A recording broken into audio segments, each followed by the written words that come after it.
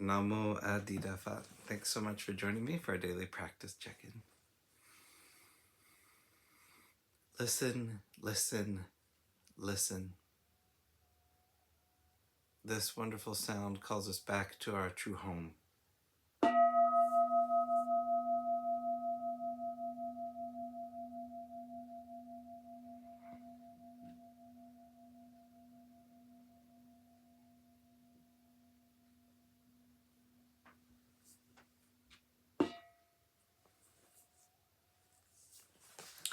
The first mindfulness training. Aware of the suffering caused by the destruction of life, I vow to cultivate compassion and learn ways to protect the lives of people, animals, plants, and minerals.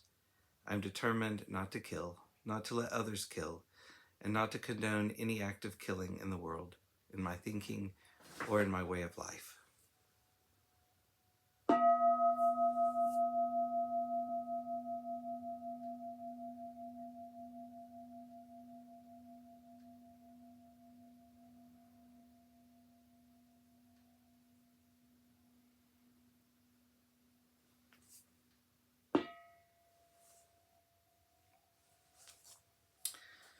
For our Dharma lessons, we've been reading More Than Mindfulness, Widening the Field of Practice by the Monastics of the Thai Forest Tradition.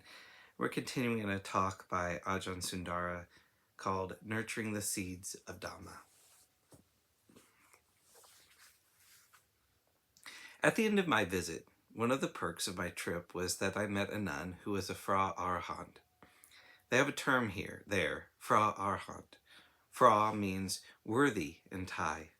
There was a Thai nun, a Maichi, who they called a Phra Arahant.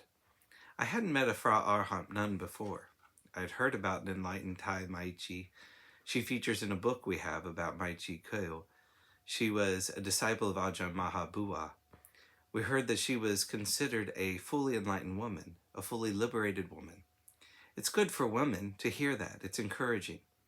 On this trip, the Maichi was introduced to me as a Phra Arahant. She had been given a piece of land so that she could move to the mountains. Her nunnery near Bangkok had suffered from exposure to chemical fumes from a neighboring factory, which had affected the nun's health. This land was a wonderful place, but it was simply bare, barren earth. A jungle on one side and bare earth on the other. She is slowly building a nunnery. There was nothing much there. There was just a tent that had two sides. There were 7 women there, 7 little huts that were the size of a body and the width of a springy Thai mosquito net, and there was the forest. It is 3 kilometers from Ajahn Gunha's monastery.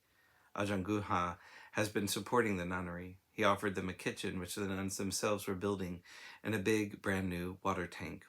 Also, he was arranging the electricity and water supply. They'd built a large dirt road between his monastery and the nunnery. There was something very touching about this sight, seeing the 7 women and other people helping them, and the simplicity of the life there. It was very different to Chithurst Monastery in the early days, where I started in 1979, but it reminded me a little bit of the spirit, all working together to build a monastery. It was work, but when you live with somebody who is referred to as a Phra Arahant, it's not just work for the sake of work. It is really a meditation. In the early days at Chithurst, there was nothing else but meditation manifesting and doing quite a bit of work. But it was very powerful because it was not just work. Then you get exhausted and then you start complaining. There's also work, and if you're tired, can you work with your tiredness? And if you're grumpy, can you work with your grumpiness? Not trying to make the conditions perfect so that none of those states of mind would arise in consciousness. So, you feel that there's a very powerful teacher there. Seeing that in Thailand was very inspiring for a nun to meet an enlightened nun. There are not so many of them around. It was very heartwarming. I could feel the sense of deep peace and coolness in this person. It was very empowering to experience that.